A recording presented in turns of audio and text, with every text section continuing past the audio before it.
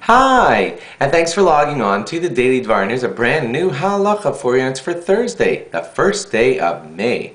Here we go.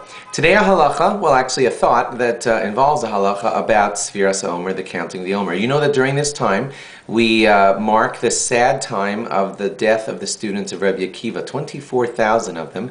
Our rabbis tell us that these rabbis died al shelo nahagu kavod zeh b'zeh, because they didn't honor each other properly. And here's a question for you. You know that the Gemara tells us, the Mishnah tells us, that one of the great adages that Rabbi Akiva always taught was, Ve'ahavta l'reacha kamocha, love your neighbor as yourself.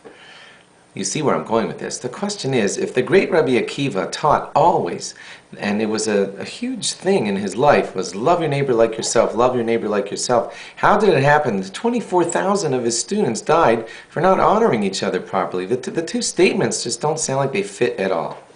One answer that people say, it's not my favorite one, but one answer that people say is that Rabbi Akiva adopted that adage after he saw the downfall of his students. I don't know if that's the right answer. Here's the answer that I like a lot, and that is, of course Rabbi Akiva always taught his students, V'ahavta l'reacha kamocha, love your friend like yourself.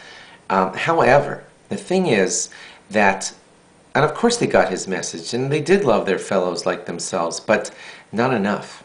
Not enough.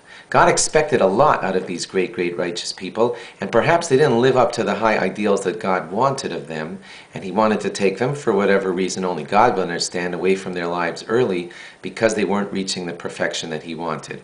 Now that way, what it means is that of course Rabbi Akiva taught them this, and of course they were trying to follow it, but they didn't live up to the high ideals that they should have. Leads us to the next question, which is, so why would they all die during this period of time? And final question as to why am I telling this to you now? And here's the wrap-up. I think, just a thought, can't know if I'm right, that it's possible that this happened to them during this time because this is a time of year when we come out of Egypt, we get our freedom, we rise 49 days of special counting as we approach the great holiday of Shavuos. Maybe, only maybe, God expects us to rise, all of us, Rabbi Akiva students and us, during this great time to better ourselves. Rabbi Akiva students did not, and the result was tragic. I'm not saying this to scare you, I'm just saying it so that you know that this is the time of year when great things are expected of you between Pesach and Shavuos.